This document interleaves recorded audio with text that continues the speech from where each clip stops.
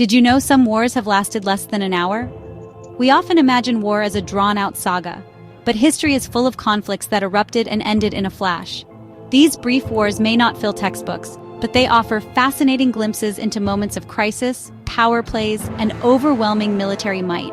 Today we'll explore these lightning-fast conflicts, from Zanzibar to the Middle East, Central America, and beyond. Despite their brevity, these wars often reshaped borders, toppled rulers, and left lasting marks. They prove that the impact of war isn't measured by its length, but by its consequences. Let's dive into history's quickest conflicts. Prepare to be amazed by a conflict so brief, it barely qualifies as a war. Let's start with the shortest war ever, the Anglo-Zanzibar War of 1896. A clash that unfolded in the blink of an eye, a mere footnote in the grand tapestry of global conflicts. How short? I mean, we're talking record-breaking short, just 38 minutes. That's less time than it takes to watch a sitcom episode. The stage was set when Sultan Hamad bin Thuwaini of Zanzibar died, under somewhat mysterious circumstances. His cousin, the ambitious Khalid bin Bargash, saw an opportunity and seized the palace, making a grab for power. This act of defiance went directly against British wishes, who had their own preferred candidate in mind for the Zanzibari throne. The British, determined to maintain their influence in the region, exert control, and continue their efforts to end the slave trade, weren't about to let this challenge go unanswered. They swiftly issued an ultimatum, a clear and stern warning. Khalid must step down from his self-proclaimed position by 9 a.m. sharp on August 27th. The clock was ticking. Khalid, however, refused to yield. He was determined to hold on to his newly acquired power. Instead, he barricaded himself and his loyal followers in the palace, amassing over 2,000 men and a collection of cannons, preparing for a siege. In response, the British assembled a formidable fleet of 5 warships in the harbor, a clear display of their naval might. These warships vastly outgunned Khalid's forces, possessing significantly superior firepower and technology. The odds were heavily stacked against the self-proclaimed Sultan.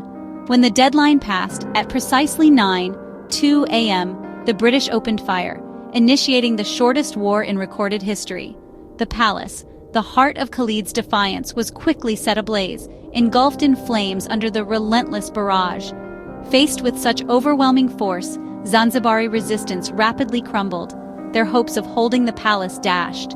Realizing the futility of his position, Khalid fled to the sanctuary of the German consulate, seeking refuge from the onslaught. With their leader gone and their defenses shattered, Khalid's remaining men surrendered to the British forces. Adding insult to injury, the Sultan's yacht, a symbol of his authority, was sunk in the harbor. The palace, once a symbol of power, was left utterly destroyed, reduced to smoldering ruins. And finally, the Zanzibari flag, representing the nation's sovereignty, was shot down, signaling the end of the conflict. In just 38 minutes, the war was over, a swift and decisive victory for the British. However, the brief conflict came at a cost, resulting in hundreds of Zanzibari casualties. In stark contrast, the British suffered only one minor injury, highlighting the overwhelming disparity in power. Following the swift victory, the British installed their chosen sultan, solidifying their influence over Zanzibar. This cemented their control over the island and its strategic location in the Indian Ocean. The Anglo-Zanzibar War stands as a bizarre reminder, a testament to the sheer speed with which conflicts can sometimes unfold. It serves as a stark example of how quickly power can shift in the face of overwhelming force, and how overwhelming firepower can bring a conflict to an abrupt and decisive end. A war so short it was over almost before it even began, a historical anomaly. Sometimes history's most lopsided wars, where the disparity in power is glaringly obvious, are also, perhaps unsurprisingly, its shortest. A fleeting moment of violence etched in the annals of history. Now, we shift our focus to a pivotal moment in Middle Eastern history. Let's jump to a war, a conflict that would reshape the geopolitical landscape of the region for decades to come. A war measured in days, a mere 6 days to be exact, yet its impact reverberates even today. This is the story of the Six-Day War of 1967, a conflict born from escalating tensions and deep-seated animosities. Tensions between Israel and its Arab neighbors, a powder keg of political and territorial disputes, were reaching a critical point. Egypt, under the leadership of Gamal Abdel Nasser, Jordan, led by King Hussein, and Syria, each with their own grievances and strategic objectives, were at a breaking point, poised on the brink of war. In a move that dramatically escalated the crisis, Egypt closed the Straits of Tiran, a vital waterway for Israeli shipping. Further inflaming the situation, Egypt expelled UN peacekeepers, removing a crucial buffer between the opposing forces. Faced with what it perceived as an imminent threat, Israel made a fateful decision, prompting Israel to launch a preemptive airstrike. In a swift and decisive blow, in hours, Israel destroyed most of Egypt's air force, crippling its ability to wage war. This bold move effectively gaining air supremacy, giving them a significant advantage in the battles to come. With the skies under their control, Israeli ground forces swept through the Sinai, pushing back Egyptian forces and seizing control of the strategic peninsula. Simultaneously, they advanced into the West Bank and launched an offensive to capture the Golan Heights, overwhelming their opponents with superior firepower and tactical prowess. Despite the initial setbacks, Jordan and Syria joined the fight, hoping to turn the tide of the war. But Israel's rapid advances left them reeling, unable to effectively counter the Israeli offensive. By June 10th, just 6 days after it began, the war was effectively over. Israel had achieved a stunning victory and captured the Sinai Peninsula and Gaza Strip, territories formerly under Egyptian control. They also seized the West Bank and East Jerusalem, areas previously held by Jordan. And finally, they captured the strategic Golan Heights from Syria.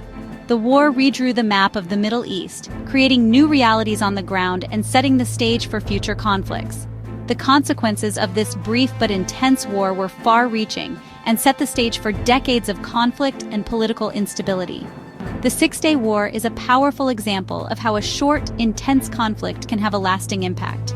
It demonstrates how a short, intense conflict can reshape entire regions, altering borders and power dynamics in profound ways.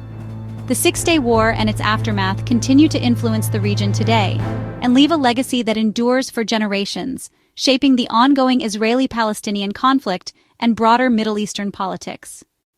Next, we head to Central America in 1969 for the so-called football war between El Salvador and Honduras. While World Cup qualifiers sparked tensions, the real causes were land disputes, migration, and economic hardship. Hundreds of thousands of Salvadorans had settled in Honduras, leading to social strain and eventual expulsions. After violent football matches, national outrage boiled over. On July 14th, El Salvador invaded Honduras, launching airstrikes and ground attacks. The fighting lasted just over 4 days, about 100 hours. Honduran air power stalled the Salvadoran advance, and international pressure from the Organization of American States forced a ceasefire. Thousands died and tens of thousands were displaced. The football war's name hides a deeper tragedy, a brief, brutal conflict rooted in unresolved social and political issues. December 1971 witnessed a conflict of profound consequence. The world held its breath as tensions reached a boiling point in South Asia. A war that, remarkably, lasted just 13 days, a mere blink in the grand scheme of history. But in those 13 days, the map of South Asia was irrevocably changed forever. This was the Indo-Pakistani War of 1971, a conflict born from deep-seated tensions and a struggle for self-determination. East Pakistan, a region geographically separated and culturally distinct, now emerging as Bangladesh, had long been marginalized and subjected to political and economic disparities by the dominant West Pakistan. The seeds of discontent had been sown for years. After a brutal crackdown on Bengali nationalists and their calls for greater autonomy, millions fled in terror to neighboring India, seeking refuge from the violence. This mass exodus created an overwhelming humanitarian crisis, straining resources and testing the limits of India's capacity to respond. India, under the leadership of Indira Gandhi, began to actively support the Bengali resistance movement, and tensions along the border between India and Pakistan rapidly escalated, threatening to erupt into full-scale war. On December 3rd, in a desperate gamble, Pakistan launched preemptive airstrikes on Indian airfields, hoping to cripple India's air power and secure a quick victory before international intervention. India swiftly responded with a massive, coordinated invasion of East Pakistan, determined to liberate the region. The Indian forces, well prepared and supported by the local population, quickly overwhelmed the Pakistani forces stationed there. Simultaneously, the Indian Navy imposed a tight blockade on East Pakistani ports, cutting off supplies and reinforcements. And the Indian Air Force achieved air superiority, dominating the skies and crippling Pakistani air operations. By December 16th, facing insurmountable odds, the Pakistani forces in the east unconditionally surrendered, leading to over 93,000 Pakistani soldiers becoming prisoners of war, the largest military surrender since World War II. With the surrender, Bangladesh was finally born, a new nation forged in the crucible of war. The entire war, from the initial airstrikes to the final surrender, had ended in less than 2 weeks, a testament to the speed and decisiveness of the Indian victory. The conflict itself was remarkably short and intense, a concentrated burst of military and political activity. But its impact, redrawing borders, creating a new nation, and reshaping the geopolitical landscape of South Asia, was immense and continues to resonate today. Our final stop, the Georgian-Armenian War of 1918, a 3-week clash in the chaotic aftermath of World War I. With the Russian and Ottoman empires gone, Georgia and Armenia fought over disputed border regions.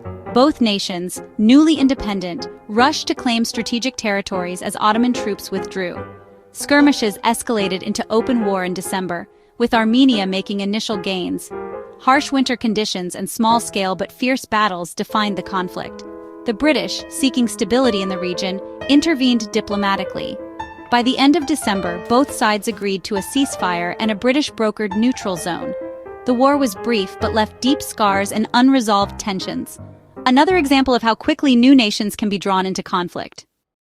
From a 38-minute bombardment to a 13-day campaign that birthed a nation, these short wars prove that history isn't always about drawn-out battles. Brief conflicts can have massive, lasting consequences, reshaping borders, societies, and the course of history.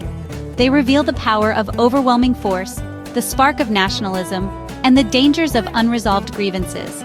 These stories challenge our assumptions about war and remind us that duration is no measure of impact. Which short war surprised you most? Let us know in the comments, and don't forget to subscribe for more history in a hurry. Thanks for watching.